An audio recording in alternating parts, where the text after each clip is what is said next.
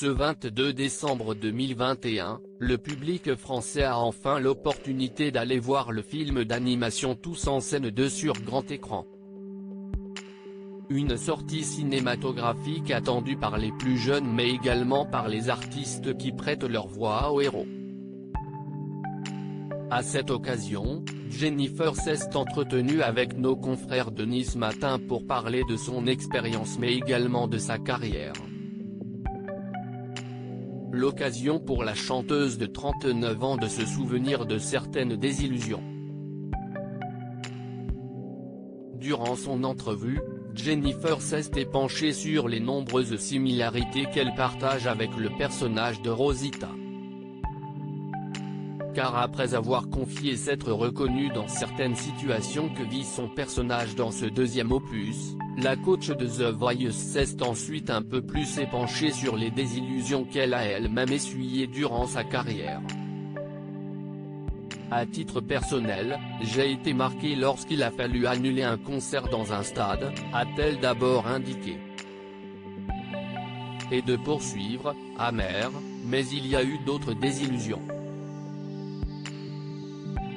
En général, elle relève davantage de l'humain que du matériel. Au final, on s'en remet, on s'en sert comme leçon et on fait plus attention par la suite. Dans la presse, Jennifer s'est récemment exprimée au sujet d'une terrible mésaventure.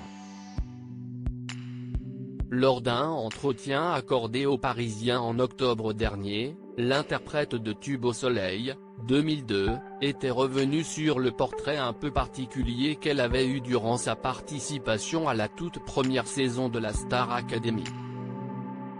Car lors de la diffusion de son portrait le 12 janvier 2002, les téléspectateurs avaient pu découvrir ses mensurations d'antan, signes distinctifs. 1,58 m, 48 kg, 90 c. Un détail qui n'aurait pas dû être mentionné lors d'un concours de chant. Je ne l'ai pas vu sur le moment. Je pense que je l'aurais dit.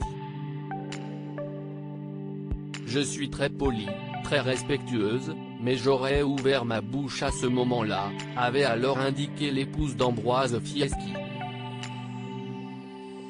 Et d'ajouter, légèrement remonté, en tout cas, aujourd'hui, ça m'aurait fâché. Ça ne regarde personne et si est beaucoup trop intrusif.